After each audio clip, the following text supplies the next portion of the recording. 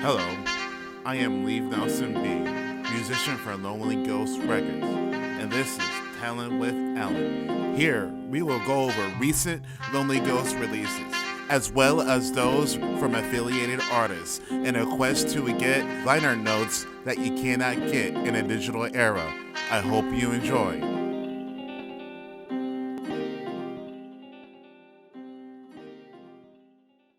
All right, so Brandon, I've been looking forward to it. Your record is, and I don't say this pejoratively, but it is an unusual record. Oh, thank you. You know, it really is, and I would say like it's like a bizarro version of like if Glassjaw was a folk band, this is what it would sound like. Hell yeah. So and yeah, the shit slams, the shit slams, and I I really appreciate it. appreciate this the musical choices made on this thing, the musicality of it. Uh, and I know on the Bandcamp you say it's like Dylan-esque, but I will say this is probably more original than anything else. Like this is a record that I cannot point out a specific progenitor to. You know what I mean? I appreciate that. I can hear everything we're ripping off, but I'm glad that people have a hard time picking up who we're trying to rip off, or they're comparing us to the wrong band, which makes it even funnier. Like bands we don't listen to or knew we existed at all. There's my girlfriend in the background grabbing grabbing some stuff. And I think mine might be coming by because she was at her sister's all evening. So we'll see.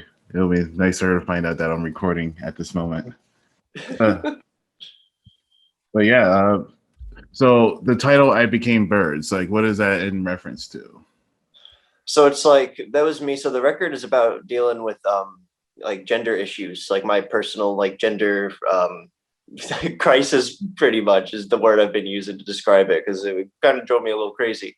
Trying to figure it out for the last, oh, I don't know, almost 10 years, like battling this and like finally like accepting it like a year ago or year and a half ago about now. And so like I became birds was like birds is like for the listener, it's whatever you want it to be. Like birds, it's like if you're whatever like struggle you're going through, that is like the goal. So it's like let's say I don't know, like you're drinking a ton, like you're just not having a good time. So like the goal is I became sober, but instead of saying directly like I became sober, I became birds, or for me it's like I became gender fluid, but instead of that because it doesn't really fit rhythmically or not a lot of people can connect to it either. Birds is like metaphor, allegory. I don't know. I'm not good with words like that. For your goal, what you're trying to get past, and who you're trying to be. Yeah, because I definitely misinterpreted that the entirely So, the wrong what do way. you think? I was thinking of the movie Birds, the Albert Hitchcock movie, which is Oh, nice. basically basically the movie where like birds became like the antagonists and were like attacking this town and all its inhabitants and everything. And it was told from like the perspective of like the people who are suffering these wrath of these birds, whether it be crows or doves or something. They figure you're a bird, you're pissed off in this movie, and I took it as like, oh, like telling you from a perspective of like the antagonist that doesn't necessarily is the villain. You're just on the wrong side of this particular antagonist. You know what I mean? I feel that that's a pretty interesting way of looking at it. I've never thought of it like that. I That's overanalyze stuff way too much. So no, no, no. By all means, it's I enjoy hearing what people's interpretations are. I try to help people like guide them to what like the mindset was, but I never really try to tell anybody in the music or like in interviews or stuff like what to feel or like like I'll tell you what like inspired it, but like what it's about, I think I've used the phrase like, oh, it's about this, but I always mean to say um the song was inspired by this because I want the listener to apply it however they need to, like however they want to, whatever makes the most sense to them, because I don't want them to just think, oh yeah, Brandon said blah blah blah blah. I've seen a few people do that already. I'm like, okay, hold up, please. Like I appreciate that you're kind of a stan and you're watching like all the interviews and you're reading all the stuff or the tweets and that, but I mean, apply it to you. Like it's not. I want it to be outside of me as much as possible, even though it's a very kind of self-centered record to a certain extent. Well, I guess this would lead to the Dylan-esque quality to your lyric writing, because I liken it to like Bob Dylan, or maybe even Trent Reznor for that matter, where it's like they're very like specific, like, you know, lyrics, but they're also very vague, you know, at the same time, where you can actually like imprint your own, like, you know, your own meaning into them, and it's not something that a lot of people do. I remember hearing Chino Marino from Deftones talking about like how he reached a point where he started writing about like the mystic, you know, like writing in the like writing stories as opposed to writing about himself, you know, and that helped, like, you know, like people not like know what the songs mean, or just being able to have like more appeal to the Yeah, songs for more people. I understand that. Yeah, especially in emo, because emo is like usually really direct. Like you know what it's about, like from the get-go.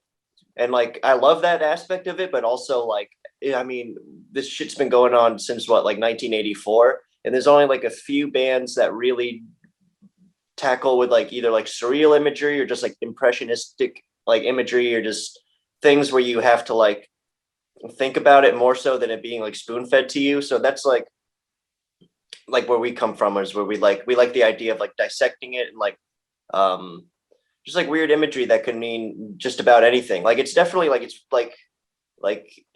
very like mathematical, like, you know, like there's like things add up, and like there's like repeated motifs and stuff. But I don't know how else to put it. I just like the fact that we can maneuver around, like we could pretty, like if I wanted to be an asshole, I could say whatever the song's about, whatever, and you, you know, like Yeah. I don't know, it would be hard to argue it's not, because on like directly these things don't make any sense. At least I don't know.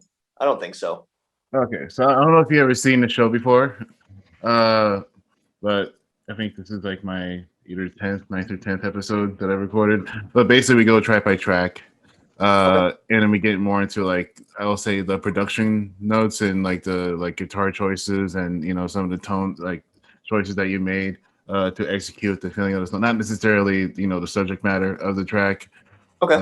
because we started this podcast, like myself and the proprietors of Lonely Ghost, um, to like supplement what we lose with liner notes. You know, I noticed that you're in the middle of a legendary tape run that's going on right now.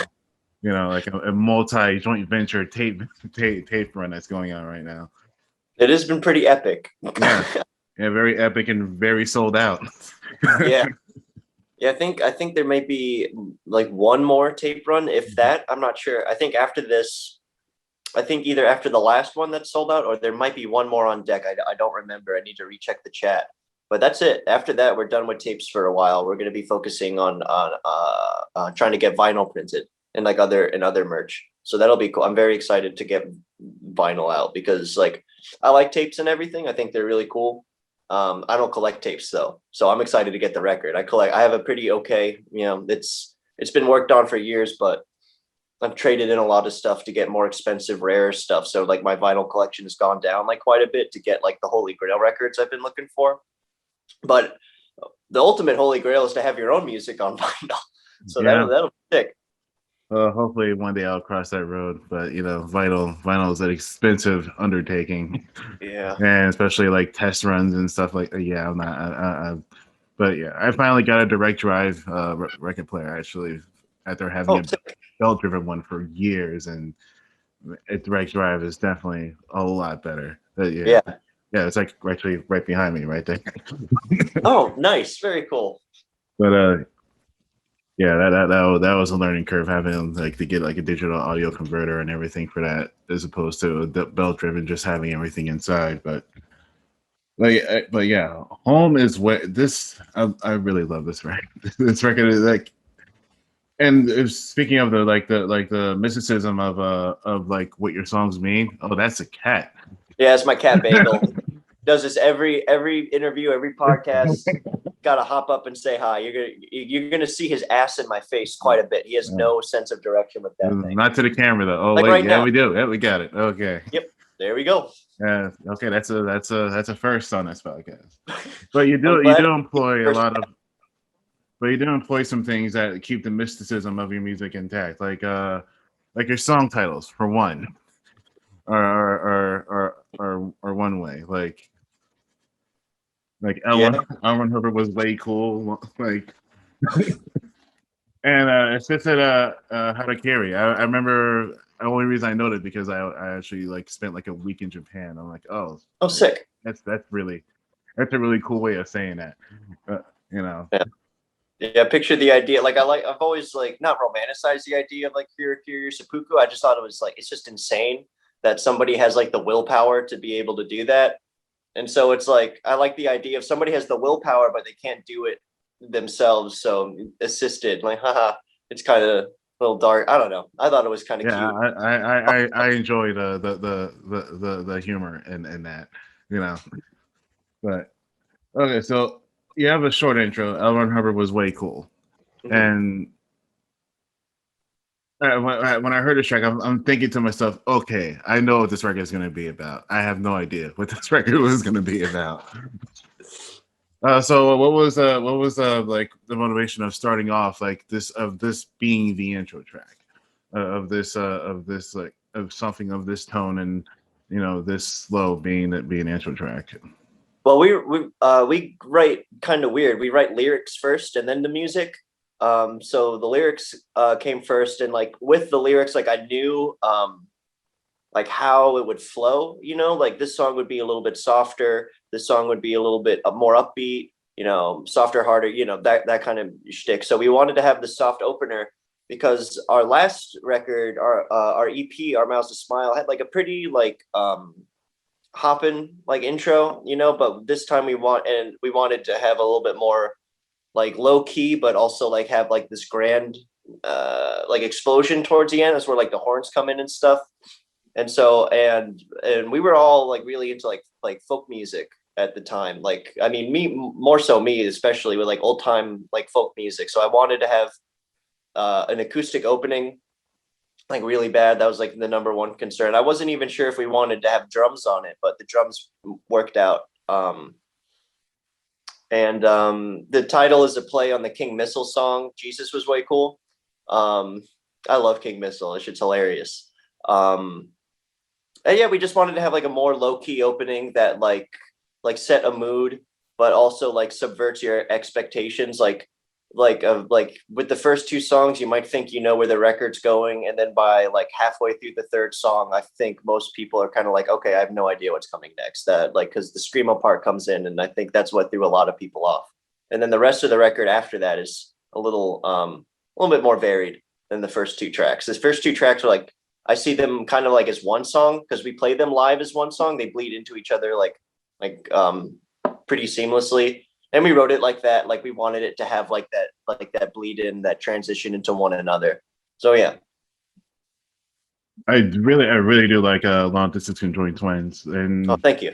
It really, I think it really like settled like okay, the vocally this thing is going to be very very good, like is, and not to mention like the like.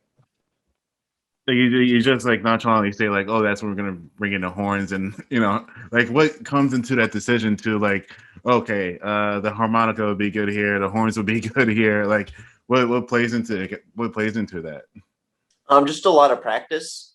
It took like a year to like write these songs. It takes us about a year to get at least 5 or 6 songs done because they have all these like weird transitions and layers and stuff. And I'm super into layers. Like that's the thing I wish a lot more modern contemporary bands would do is like embrace like horns or keys or synthesizers, like a rock quartet, bass, drum, guitar, vocal is cool. It's classic, but like you kind of get the point of a record a lot of the times after like a listen or two. Whereas like I feel like if you have more layers, you have more to return to and more to unwrap. And it also helps that like I'm a huge Brian Wilson fan. Like I love the Beach Boys, like Pet Sounds and Smile and all that jazz. So like just the layers that they incorporated. I mean, not to compare us to them. That's like a whole nother ballpark. But it's like an idea that we're working with. Like we like walls of sound and like yeah, it just layers. The harmonica stuff comes. That's like practice. That's like a practice thing. Like I know that not every song has to have harmonica, but it's usually pretty easy to tell which songs warrant it because long distance conjoined twins is only 2 chords, so there needs to be something else going on in it to counteract with it. And then the harmonica is a little bit more wild than the guitar, so I felt like, and the vocal line too. Like I think the vocal line makes up for the lack of for the simplicity of the guitar. I'm not sure if I aptly answered the question. Oh like that. no, yeah, definitely. Because like the way I build my tracks, like for example, like I think if I have a sample, the sample is always the first thing, and I build like the entire melody of the track with just a sample, and then I look at it like if you're an architect, you draw the house first, you know what it's going to look like, and that's the sample for me. But then you have to add the foundation, which are the drums and stuff like that, and everything else is extra. I think I've given up the house metaphor recently and like use like an ice cream one because like Okay. because a house is like necessary, like my music is not necessary. So ice cream is I think is a better fit for me. Where the bowl is like the drums, like like what tells you the 2 and 4 of the rhythm, because mostly what I do is 4/4. Yeah. And yeah, that's how I look at extra stuff, like extra vocal samples and extra like synth lines and stuff like that. Yeah, totally. I totally understand where you're coming from. Yeah. So, but that's how I look at it. But I don't see like harmonicas and horns and stuff like that. I see like, oh, let's do a shaker, on for 2 bars on this thing, or let's add a high piano line for like 3 bars on that one, or or let's input something on complete accident and have it work out. Yeah, there's a couple happy accidents on this record, or like in the writing process too. Like a couple things happen on accident where it's like, oh, that works. Let's keep doing that. Oh yeah. Speaking of which, the next 2 songs have like a marine theme going on between cucumbers and stingrays. And you alluded to this before. Sewn together from the membrane of a great sea cucumber. Of it being like it opens up like the first 2 tracks open up a little similar, and then it breaks down into this really hardcore like this early screamo vibe. Definitely. And that bruised my soul, man. I loved it. Appreciate it. Hell yeah. Was that always meant to be a transition into that, or was it like 2 separate tracks at one point? No, it was always the transition. Like we knew that we wanted it to be a harder song. I think the lighter part, we started writing the hard part first. Like we tried to fit all of the words into the hard part, and then I felt like I was gonna burst a blood vessel or something. So we've Connor, our bassist, actually wrote the beginning and the ending of the song, like which are the same thing pretty much. But like he wrote like the like that little ambient, I guess. I don't know how else to put it. To me, it's like ambient intro outro for it, and to help me not die. And because that song went through, I think that was the one that like we worked on the most. Like it took the longest to like write because it just is an exhausting song to practice continuously. So that one did take a hot while, but we went in like and it went through so many different song titles too. That was like another thing, we couldn't decide on a song title. It definitely meant to be hard. Like that was like the idea of like that was going to be the song to in the middle of the record that was going to break up everything and like and what did I say? Like subvert expectations a little bit. And at this point, I like to acknowledge like whoever drummed and mic'd up and mixed the drums on this entire EP, did a fantastic job. The drums sound absolutely wonderful on Yeah, this record. Joe, our drummer's name is Joe, and he got all of his drums done in one take. Wow, that's Yeah, very yeah. Wow, and then the producer Matt Goings is like a literal like audio genius. Like when I heard like the demo, and like the only thing I could focus on, like I didn't care about like the guitar, my vocals sounded cool or whatever, but when I heard that snare, I was like, holy crap, this is crazy. Like it's this dude, crisp. It is. yeah, It is crispy as hell. Like, yeah, it was one of the most impressive. Like, especially in a DIY scene where I think it's kind of like fashionable to like not have like good mixed records almost. But but this sounds wonderful. I think you and Ricer both came out with like wonderful sounding records, like fairly close to each other, yeah. and I think the scene should probably go more that direction, especially like, yeah, man, this record sounds beautiful. Everything, every strum of every string sounds great. The vocals were very produced well. Yeah, the screamo part for Sewn Together was actually our scratch take, and then Really, I didn't feel like doing it again that day. And then Matt was like, this is like good enough. I can just like put some spice on it, and it'll be good. And I was like, are you sure? Like, you don't think I should do it again, like in like 2 days or something? And he just went, nah. Like, he was just honest. He was like, this is good. Like, you don't have to do it again if it comes out being the same thing. Um, yeah, I agree too. Like I think that DIY bands, like after you have a few released material, or if you have the money to invest in a good, in like a professional ish enough producer, from the get go, if you can. Like we on our only EP, we have like a lo-fi kind of tinge to it, and that was like very purposeful. Like we wanted to make like a very like DIY kind of record. And then this one, we were like, okay, we want to make a record that we like actually want to listen to. Like that wouldn't be a chore, so much to listen to. Not that I think the other one is a chore, but I think a good amount of like just casual like music listeners might find it a little hard to get into. Which, yeah, I understand. well, I think a lot of times we listen to certain DIY records and listen to it for the potential of what it had to be, as Right. opposed to what it is. And this is something that I do not listen to see the potential of what it had to be. This is great on its marks. Like everything is very intentional on this record. Every lyric is very intentional. Every strum is very intentional. This is one of the most professional records I've heard. Like a band do in a while in this scene, and I it, appreciate that. yeah. Warms a little heart.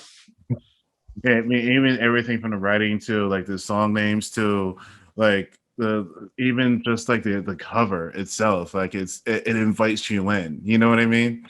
Yeah, I was It's a- hoping so. Like, especially with the cover, like that wasn't like the idea behind. I mean, that was one of the. I went like a lot of different ideas behind the cover, but that was the idea. Like, I wanted like you see that, and like if I saw that record cover, I'd be kind of curious, like how the music sounds, because the girl's in midair. You got the other girl there that's like in the bed that just looks like she doesn't give a shit, like what's going on. And then I think the colors are really pretty too. Um, so yeah. yeah, if I saw this Every on a vinyl sleeve, I'm picking it up. Like, I'm waiting for somebody to get the first Home Is Where tattoo. I'm waiting to get that DM one day, like, yo, I got the album cover tattooed, or like we have like little cartoon like mascots. Like you'll see like on our Bandcamp page or like our cover photos and stuff. We have like these little cartoons that like represent all four of us. And like I'm just waiting for somebody to like got a Home Is Where tattoo or lyrics. That'd be hilarious to see somebody get like the puppy lyric tattooed on them somewhere. wow. Well, you might fuck around and somebody get that girl with like a space helmet on in space tattooed. Yeah, y'all can have that one for free. Yeah. Oh yeah. The scientific classification of stingrays, which is probably, in my opinion, probably the most nonsensical title Yeah. A little bit. on here. It's also like beside, save from like the last track, the shortest song here. If you're putting L.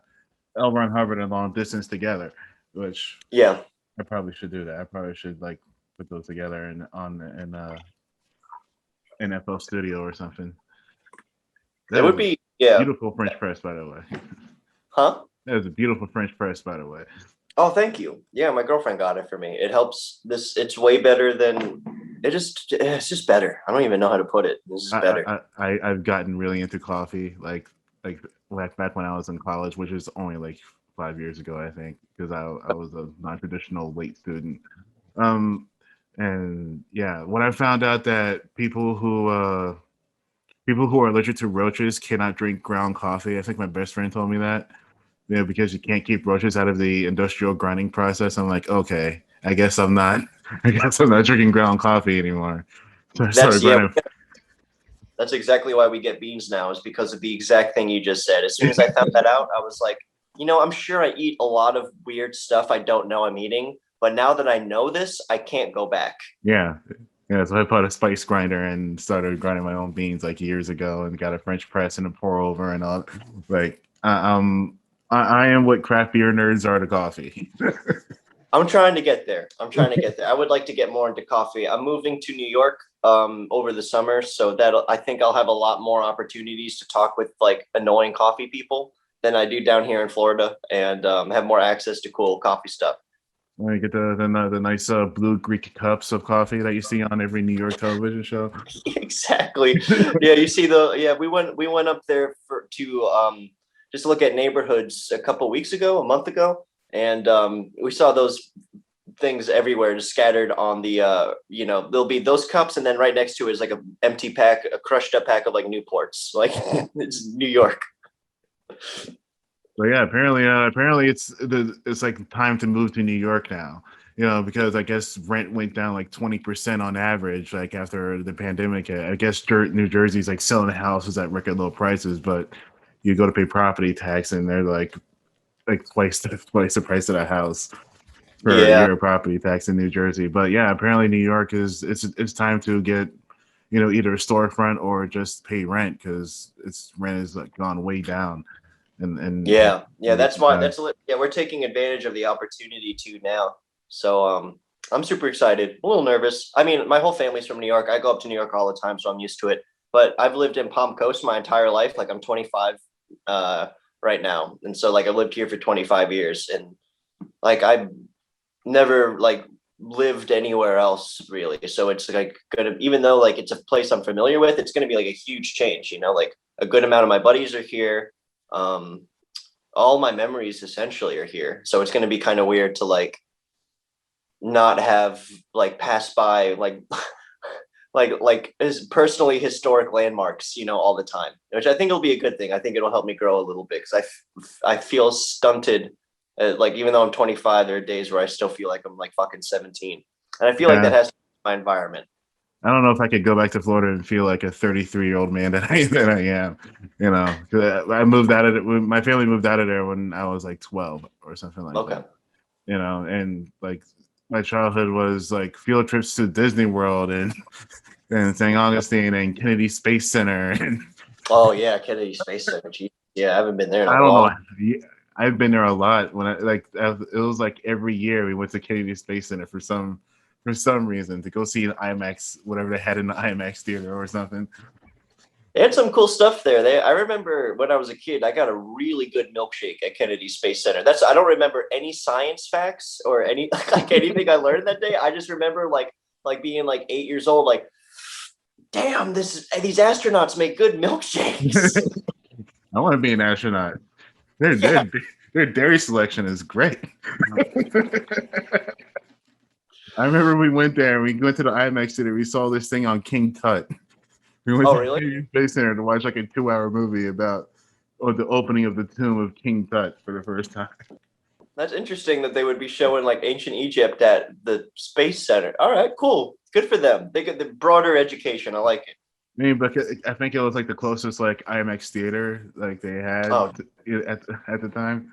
So, and then you had that little I remember that little the moon landing thing where it has like the astronaut standing, but it has the face cut out for put your face in. Yeah. Yeah, that's the same studio Kubrick used to film the movie. I couldn't say that with a straight face. I didn't know. That's great. That is totally great. But so it's not. But you said after Great Sea Cucumber, the record does vary, and it does vary, and you definitely like stretch out definitely your guitar playing muscle, especially in Sea Cucumber. Like Yeah. that's a great guitar song, and I think it follows through, up to the Old Country, you know. Yeah.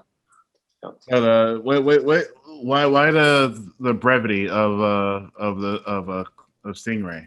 Because it's shorter than like most of the record. Because I felt like I wrote the guitar. I don't know how to play guitar, but I wrote the chords for Long Distance and Stingrays. So that's why Stingrays is one chord and Long Distance is two, because I don't know a third one. So it came to that because it's so minimal. We didn't want it to overstay its welcome, and the lyrics are probably the most direct on the record. Like the like, other than like the opening line, I think like the rest of it is pretty like straight ahead, comparatively. And we're also all like really into hardcore. Like, this isn't a hardcore song by any means, but it's a little bit harder than like the first two tracks. Um, I don't know. It felt right. Like, we didn't want it to overstay its welcome. Like, it's the simplest song on the record. So it's better to just like get in and get out real quick before anybody notices that it's one chord. Because this record is very disciplined, very disciplined outing, and like I said, like I can't get over the professionalism of this record. It's just that Harakiri. I really like this song. This song may be my favorite song on the record. It's Yeah, also, I mean, it feels like the longest song on the record, even though the longest song on the record is Great Sea Cucumber, but because you have the transition in there, it doesn't feel yeah, like it, you know. yeah, So there's a lot going on with Assisted Harakiri. yeah, there is a lot going on, and I feel like it's the best exposition of the songwriter and you guys. Um, like like this is a song that could only exist on this record written by this band. Oh, cool. I So appreciate that. I guess that's what I'm trying to say. I really appreciate that, how well done it is. Yeah, Like it was really fun to make. It was that's like my favorite song to play live. Because it's just really, really fun. Like, we played it live, I think, twice before the end of the world, and it got like a really interesting response. Like, at first people didn't know what to do, and then by like, once we got out of the like that the softer part, like that weird, like after the first two stanzas, and we like that little softer part, and then like the cops are flammable. Once the cops are flammable line came in, people went nuts. yeah, man. Like, Yeah. people went kind of crazy, like a little too hard. So yeah, that one's a really fun one to play live. I can't wait to play that one live again. Like, I think that one seems to be the fan favorite. Like, everybody who like tags us, that's always like, it's either that one or Long Distance Conjoined Twins, which I was super worried that people wouldn't like that one, because it's really repetitive, and like, I'm super self-conscious about my voice. Like, I really appreciate you saying nice stuff about it, but I realize like I'm not like a professional singer, like, by any means. I can do like, I guess, neat stuff with my voice, but I know it's like, some people it's probably like nails to a chalkboard, which, I understand. What did the dude from the Silver Jews say? Like, all my favorite singers couldn't sing. That's Yeah, like I that. mean, Yeah. Bob Dylan is a really really good example of that. But I can still listen to Joker Man like over and over again. You whipped out an Infidels cut. Hell yes. Oh, man. That record's underrated as hell. I love Infidels. Oh god, Joker Man is so good. Like, Have yeah, you seen the music video? no, I have not. Corny as hell. It looks like a vaporwave music video because it's like super 80s Dylan. I highly recommend it. It's a trip. It's funny. It looks like a scholastic school's like intro video for like one of those things, like, today we're going to learn about ancient Egypt, but like, it's the Wow. opener. It's awesome. But yeah, I Joker Man is my favorite Bob Dylan song, and Hell yeah. and like I never thought that I could listen to literally 6.5 minutes of that level, but he does it in a way that's like it works, and Yeah, I think you're a way better singer than Bob Dylan is, and oh like shucks, in the context of this record and what you're attacking, especially like when you because the harmonica is a very emotional instrument, and totally. I think like your voice in tandem with that, is it really sets up a really like particular vibe that you can't help but get into, which is why like if you're having fun, I can see like an audience getting like tapping into that, especially if you're playing something like Assisted Hirakiri, like Yeah. it's definitely something you can't help but like really get into, and especially like as soon as you hear like Hey Samantha, like oh man, this is gonna be something. Like this is special. Like this is gonna be special. You Yeah, know. because if you know, we don't have any choruses. Like we don't have like we have like repeated lines, but we don't have any choruses because I don't write like that. Like I don't like filler lines. You know what I mean? Like I Yeah. want every line to be able to stand on its own as if it were the only lyric on the song.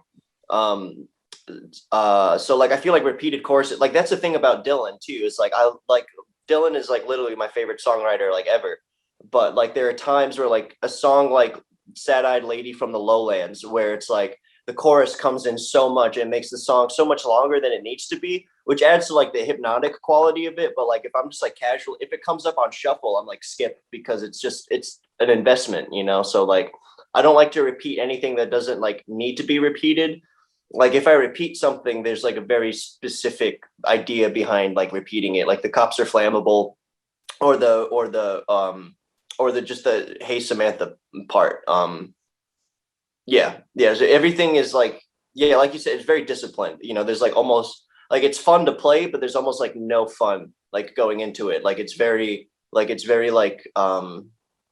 it is the exact opposite of smooth brain thought process for us. Okay. Yeah. I definitely hear that.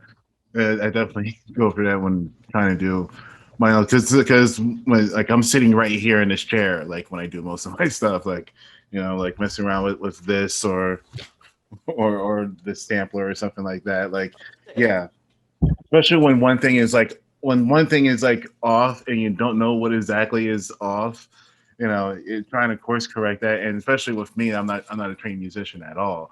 I got Yeah, into me either. brute force, which I'm pretty sure you can relate to. Like, Yo, big time. Yeah, I like you have to did. ask Trace what key the song is in for the harmonica because I don't know. I can't pick up this stuff. Like it's crazy because like other than emo, like I'm super into jazz music. I got no idea what they're doing, but it Yeah. sounds really good. Yeah. I think I just got into Alice Coltrane like last year, and Nice. like you have to be like a genius to do what she does, and but at the same time, like I have no idea what the hell she's doing. She did a record with Carlos Santana, Yeah. and it was so weird and beautiful at the same time. That like some things I probably can't grasp because of my level of musical education.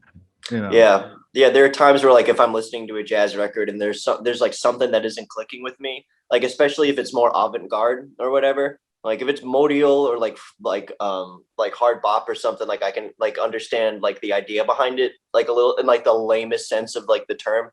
But when it comes to like certain stuff, like yeah, Alice Coltrane rules though. She's got some amazing records with Pharoah Sanders, who I'm really really Yeah. into, and like her husband's a classic. But you can't go wrong with John. And then she's Flying Lotus's aunt, which is Oh, insane. really? Yeah, yeah, yeah, Wow, I never knew that. yeah. Wow, that Flying makes a Lotus. lot of sense. Yeah, right. Yeah, Wow. like he samples her a ton too, which is cool. Like, cause like as I got super into Flying Lotus in like high school, and then when I got into Alice Coltrane, I listened to like a couple of her records. I'm not like the biggest fan. I like John. Like I'm super into John Coltrane. Like kind of like a given. But I hear like a few of her albums, and then I hear like samples that like Flylo used, and I'm like, oh shit, okay. That's always really cool when you listen to a record and then you realize that song's been sampled, and you're like, oh no way. Because I've always loved John Coltrane. I have a version of I have like a record store day version of a Love Supreme sitting over there somewhere, Nice. and I always loved his version of like My Favorite Things from The Sound of Music. Yeah. And then I always thought like I would die on that hill that he was the best one to do it. You know, I Oh, think he totally. did it. Amanda Palmer just recently did a version of it. Um, Cool. yeah, she did it for charity for there was like a bunch of fires in Australia where she's currently living. And then I heard Sun Ra did a version of it, which Oh man, yeah. that is some weird shit, man. I love Sun Ra. Oh man, that made like he was like from Saturn or something, something like that. Yeah. But and then I heard Alice Coltrane's version. And I'm like, this is better than John Coltrane's version. Like, Damn, I have to check it out. I don't think I've this heard is, her version of it. I would love to hear that though, yeah, because that I think that's the track that like put John Coltrane like on the map for like just casual music listeners. Like he did that was just like I think that was his best selling single or record or something like that. If I think so. It's been a while since I've read up on Coltrane, but I think that was like a really big deal when that song came out. yeah. I think outside of Low Supreme, I think that's his best selling record. You Yeah, know, probably. Yeah.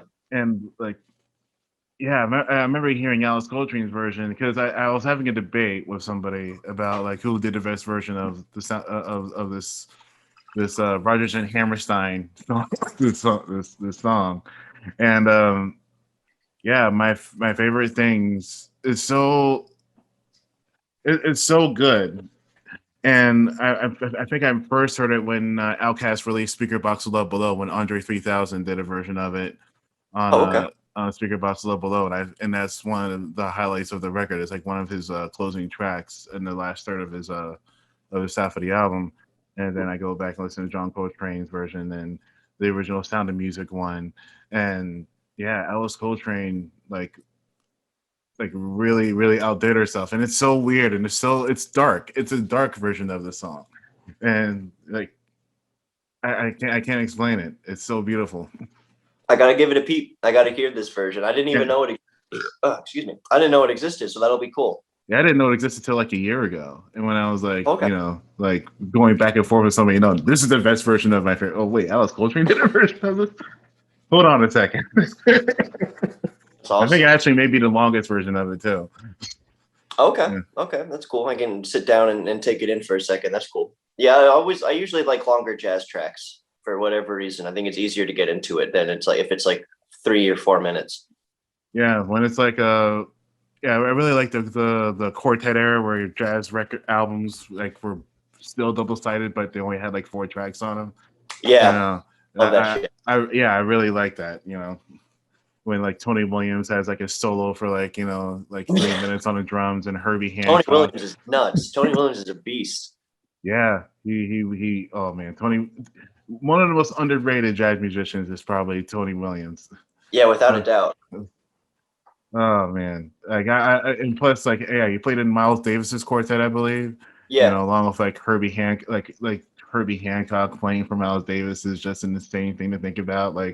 Yeah. Like Herbie Hancock being told what to do. That's an insane Have you seen proposition. that video where Herbie Hancock screwed up like a few notes and like Miles Davis just looks at him with like death Oh eyes yeah, like he shot him like a really sharp look in his. I remember that. Yeah. it's hilarious. Yeah, I got really into Herbie Hancock in like 2018. I'm still kind of obsessed with his record Crossings. Like Yeah. I love Crossings. That album means a lot to me. That album's a trip. Like you just close your eyes and you just get sucked into this world that you didn't know existed before. Yeah, he Like went into some weird directions for a while too. Like, yeah, that whole era, like his early 70s Hancock is like my favorite like fusion. Like he did I think he did fusion the best. Like I, I yeah, like he didn't fusion. invent fusion, but he definitely like he knew how to blend genres, like almost like better than Bob James knew how to do it. You know, like Oh yeah, Bob James is kind of like elevator music a little bit. Like I like Bob James, but it's very tame. oh man, but yeah, like and Bob, you can hear the drugs in Bob James's music. Yeah, Bob James is probably closer to the Weather Report than Herbie than he is to Herbie Hancock. You know, Yeah. yeah, because Weather Report's tight too. Yeah, I mean, but I hear Bill Cosby every time. Every time I hear a Weather Report record. Oh shit! Yeah.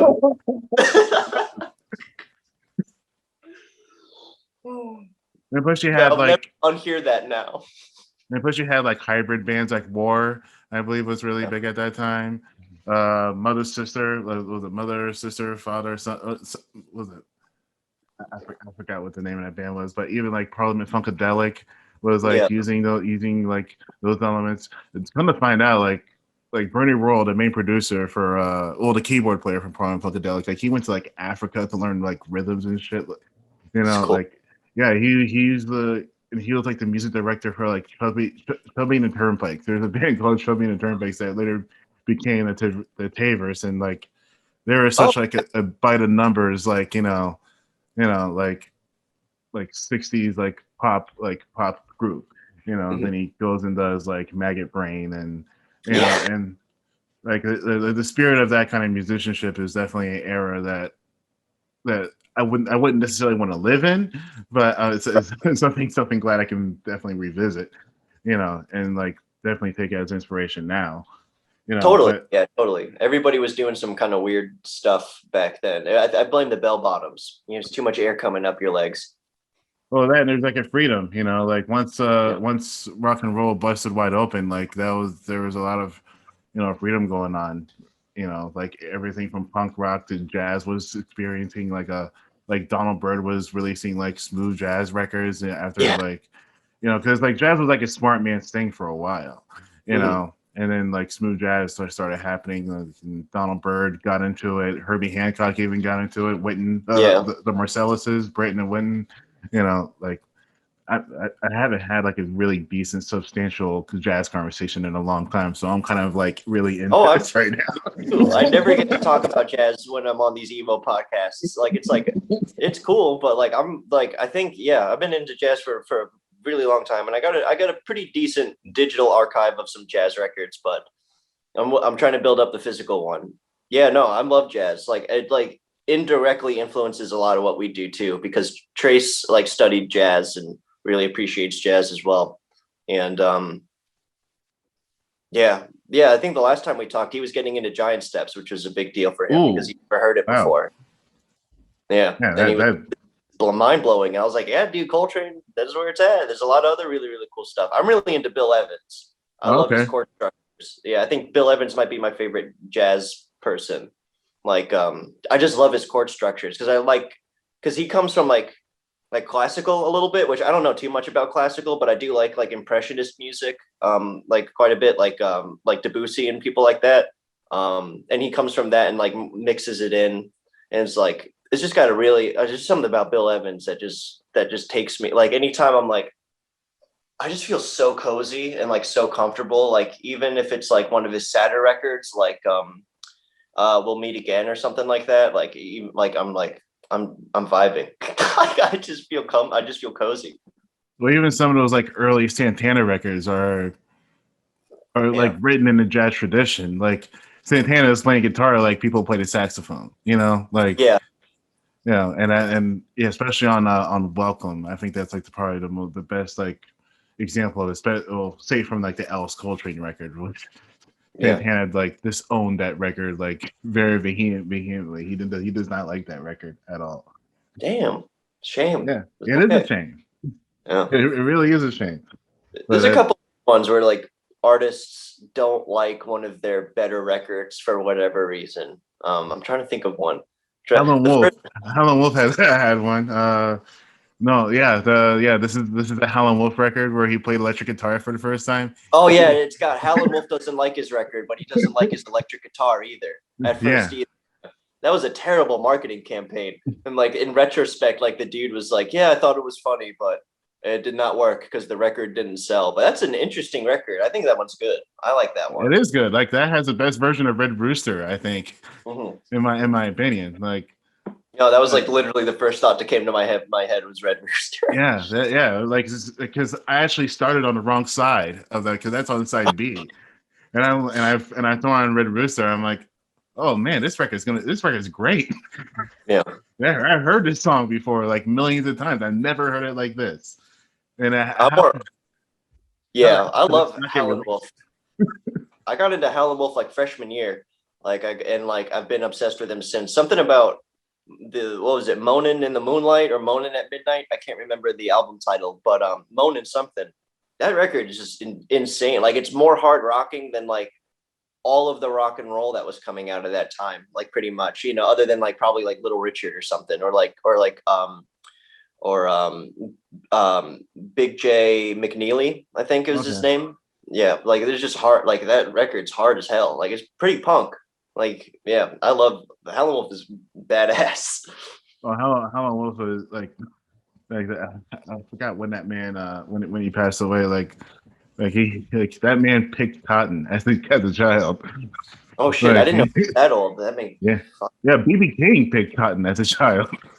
Oh my god. Yeah. Yeah, King's still touring. I just saw. No, wait, no, did he die? No, yeah, he passed away. He not too long ago either. Oh, I'm thinking of Buddy Guy. Okay. But Oh, yeah, King was still touring for a minute because I remember seeing, because I have to for work I drive by the amphitheater quite a bit here in St. Augustine, and that's what I'm thinking of, because I saw Buddy Guy is supposed to play in a couple months, which is like, he's so old. Why would he risk going out? Yeah. Don't you have enough money? Yeah, that's insane. Well, people are selling their catalogs. Even Bob Dylan sold his catalog. Yeah, I tried to buy it, but your bid wasn't good enough. No, they didn't. I only had $3, and he says I need to go a little bit more than that, and I was like, I understand. As if, oh shit. Oh man, I would love to have the rights to Before the Flood. That's my favorite. I mean, for my favorite Bob Dylan record to be a live record, I understand the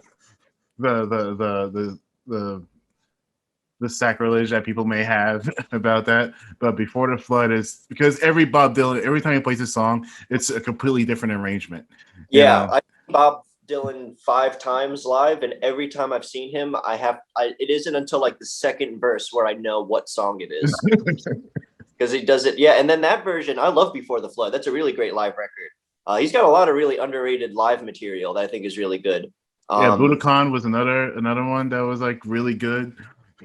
Yeah, I don't remember. I know I've listened to it, but I don't remember. I haven't returned to it in like a really long time, so I might give that one another check. My favorite one is the bootleg series Rolling Thunder review one, because I think his voice, that's like the best his voice ever sounded, was on the Rolling Thunder tour. Like I just think he's got like a lot more power behind it, but he's also got like, it's before he got like super raspy. Like he just had like the perfect amount of rasp behind it.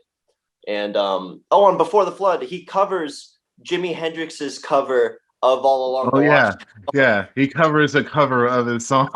Which is badass. The story of how Jimi Hendrix did that, I don't know how he did that, but I need to know the story of how because he performed that song the day after it came out. Yeah.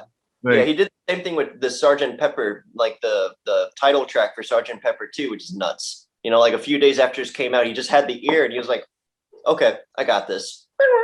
Yeah, like that's an insane music mind, right? Like I would love to, out of all musicians, I would love to live inside Jimi Hendrix's head for like 5 minutes and how he's able to pick apart, and basically rewrite the song in his head, because he doesn't have tablatures, he doesn't have like none of that with him. Like I think about every day the lost potential of the Jimi Hendrix Miles Davis record that was supposed to happen. Wow.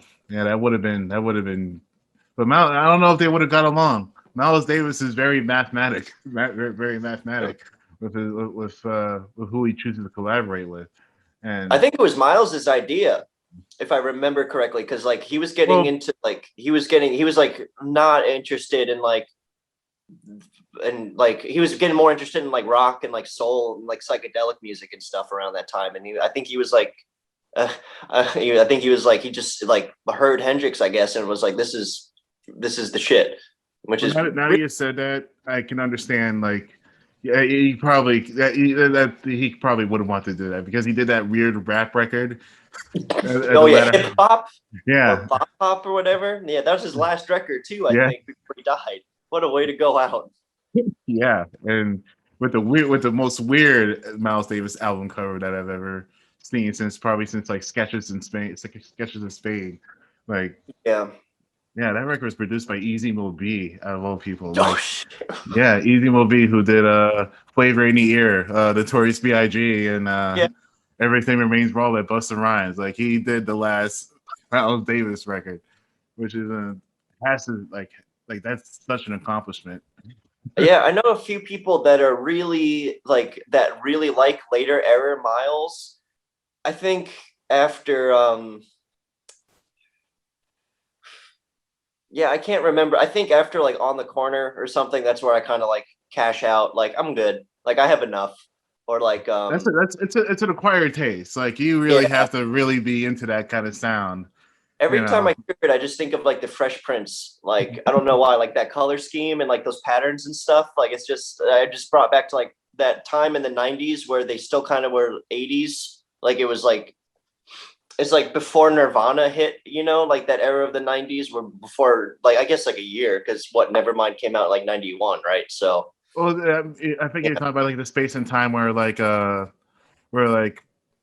Twin Baby came out, and before like the innocence of the '90s was like yeah, like confronted with grunge. You know what I mean? Like, yeah, exactly. or like hardcore gangster rap music where nobody could ignore it anymore. You know, Yeah, like you still had like like Mysterious Ways could only come out in the time that it came out. yeah, You know, that could yeah, not have came out in '93 or '94. yeah, yeah, No, definitely before. Yeah, yeah, yeah, exactly. yeah, man, this has turned into a really great conversation. I did not Yeah, I'm anticipate loving this it. at all. And we haven't gotten to the last track yet. Oh yeah, duh, I forgot about we were talking about the record. Oh yeah, the old country. You definitely slowed things way down after. Like this is more reminiscent to the beginning of the record. Yeah, that was the idea. We wanted to do the Brave Little Abacus thing, where the last track synced up with the first track if you looped it, but it didn't.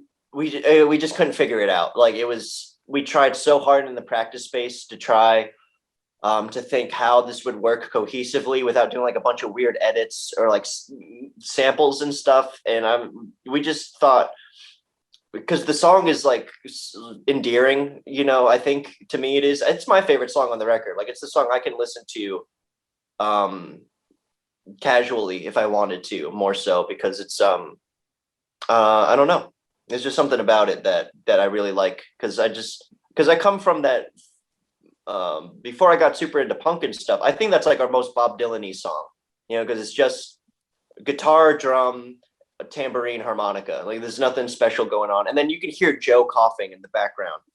So like it's definitely like our more down to earth track, and I think there's just something about that I really like. And also Connor's bass line at the end is just beautiful. Like I love what he does with that.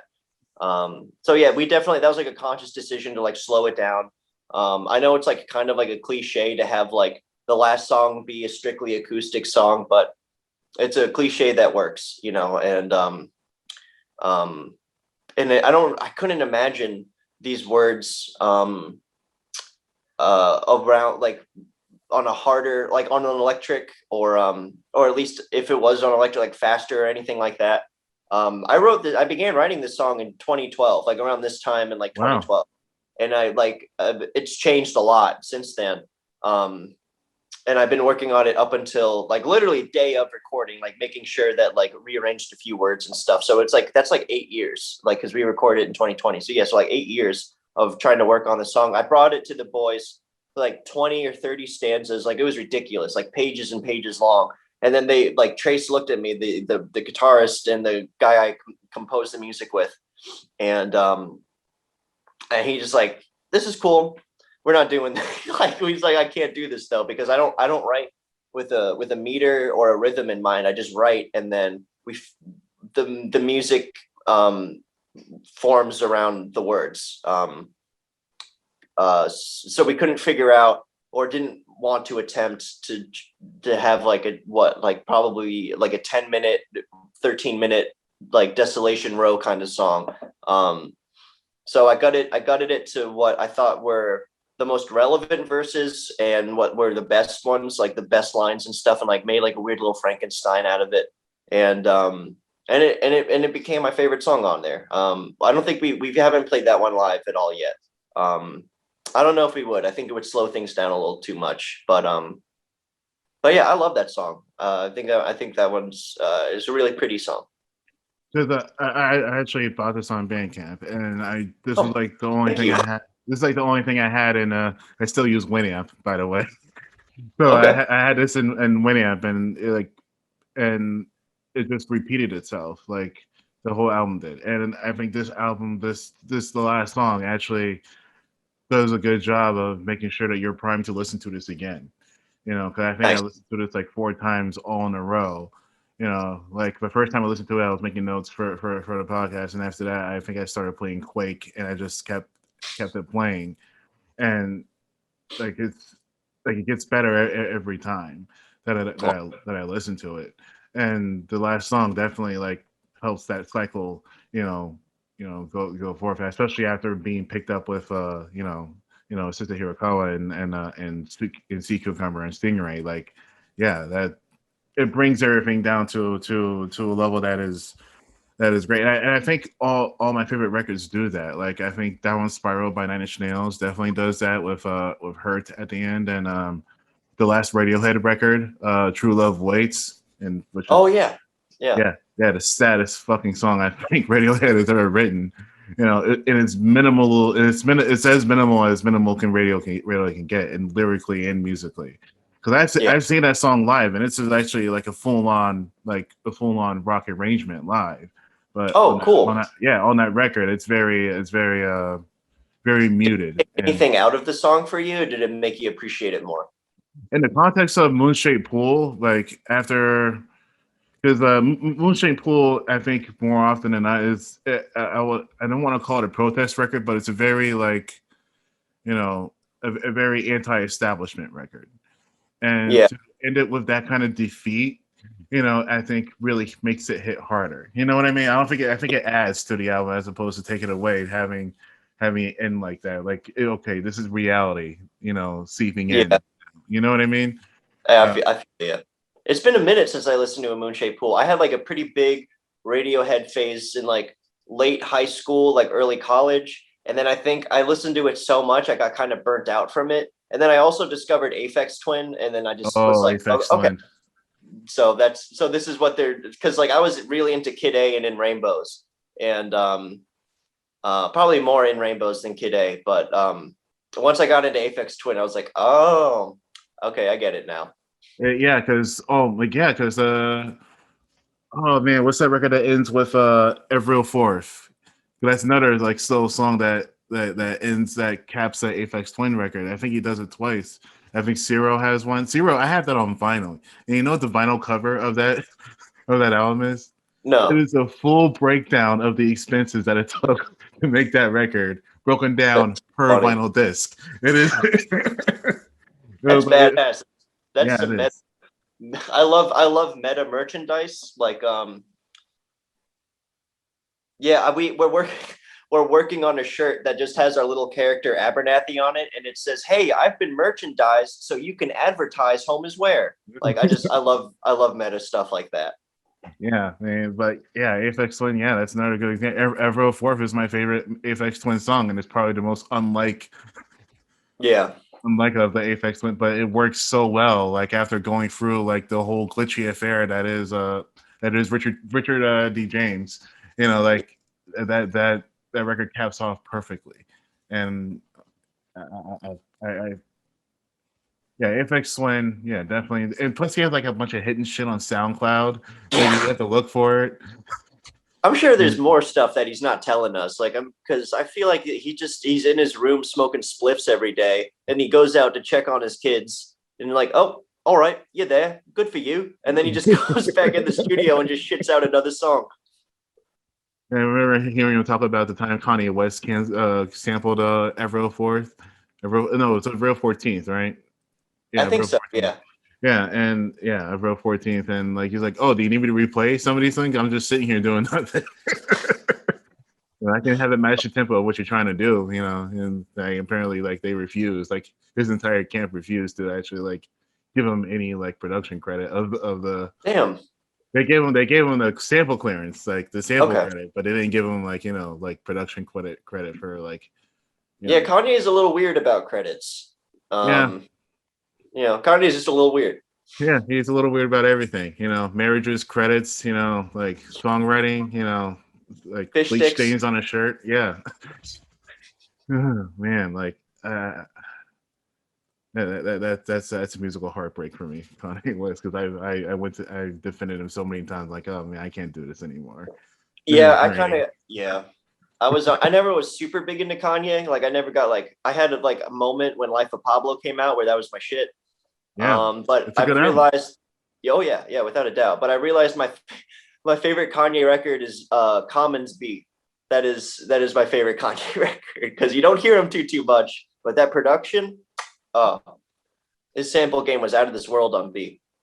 Yeah, I think me and Ariser, we bonded over Kids See Ghost. That was a good record. But Never I think listened to Ghosts.